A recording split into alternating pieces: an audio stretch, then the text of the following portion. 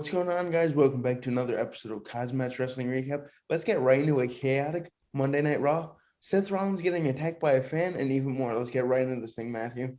Doesn't Raw open up great with Vince McMahon talking to, of course, Sonya Deville and Adam Pearce about last night's mishap with that stolen egg at Survivor Series. Oh my God. Having no clue what's going on, as then we next turn our tables to Randy Orton and Riddle having a quick conversation backstage as Riddle takes on Dolph Ziggler in a one-on-one matchup next. It looked like Riddle was trying to be more like Randy Orton, kind of dressed like him with a fake OT, whatever. It was just nuts, but Riddle grabbing Ziggler for a spinning gun wrench suplex, trying to slingshot over the top rope, right onto Ziggler, trying to show off baby.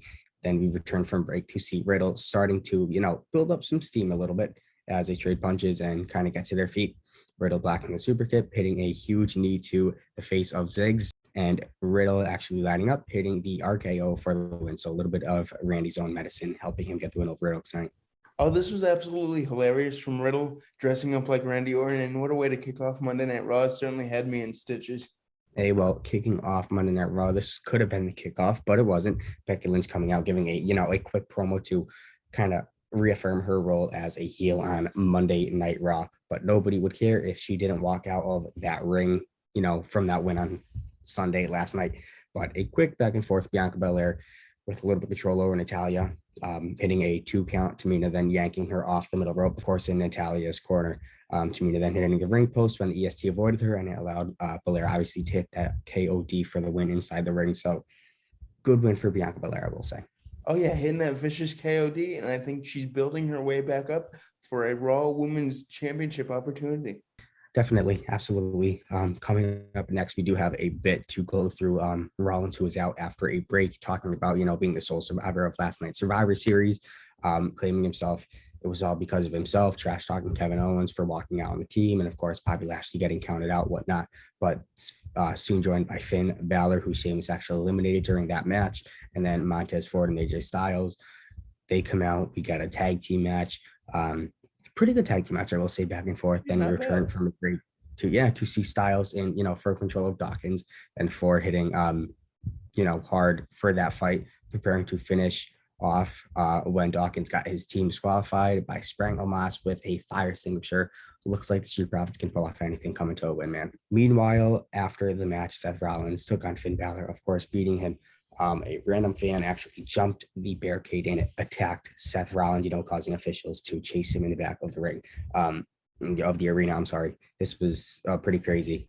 Seth Rollins, if he could, he probably would press charges, but we'll have to wait and see. But that's something certain to keep your eye on.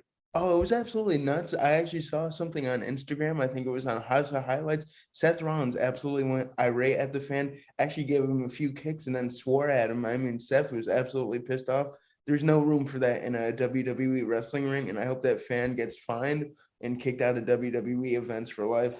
Absolutely. But moving forward from that sad news, we have the tag team of Nikki and Rhea Ripley defending the titles against Carmella and Zelina. Zelina slapping Ricky, getting some response out of her with a headbutt. Tables turn. Ripley had to save her partner, but then Zelina hits Nikki with the code red to win those tag team titles. Looks like we have new tag team women in the WWE as champions. So I am kind of stoked for that title change. But moving forward, I think we got to move on forward from that. I think we got to see something new, but we have the 24/7 title up for grabs. Reginald taking on Cedric Alexander. Alexander hitting a big kick on to Reginald, Dana Brooke, and then several other random dudes from the roster run down to the ring. Brooke ended up getting the pin on Alexander, and then nobody was willing to, go after her once she had the belt, as they all kind of watched her walking up the ramp at Celebration. This is kind of poor for Dana Brooke. They're just throwing her out there to throw her out there. I definitely think this is not a storyline that she'd want, but at least she could claim that she's a WWE champion now. I guess so. I hope so. But moving next, you need a little bit of hope for this one, Kyle. Next up, we had Bobby Lashley versus the team of Rey and Dominic Mysterio. Keeping Lashley cornered for a little bit. Dominic saving his father with a drop kick. The Mysterios, using double tags and double team moves, the 619, whatnot, but the Almighty kicking out last second. Yeah, Lashley was able to regroup and, get the win with the hurt lock onto Dominic. So at least he didn't, put away Rey Mysterio. That would have made him look a lot more weaker than they have been booking him.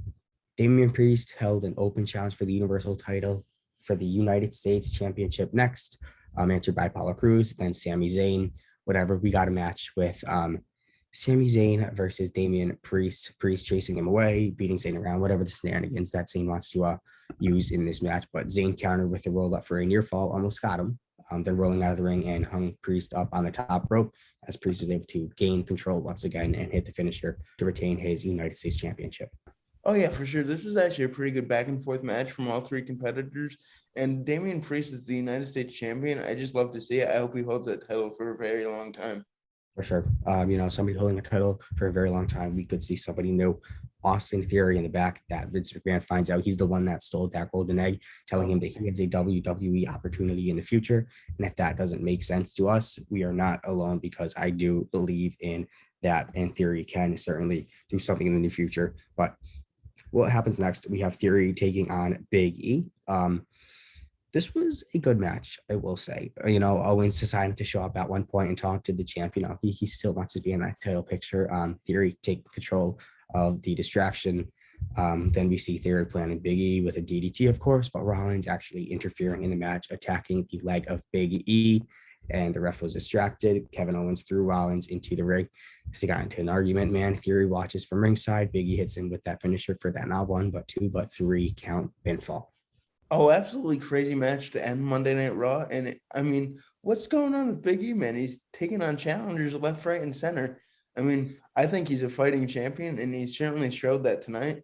What a way to close out Monday Night Raw after a awesome celebration of birthday for Matthew. We had some fun on Sunday, and he had some fun on Monday. So let us know what you guys thought about the show. Always like, comment, and subscribe, and we will see you Saturday for a SmackDown recap. Peace out. And hopefully Vince McMahon takes care of Austin Theory. Peace out, guys. Come on.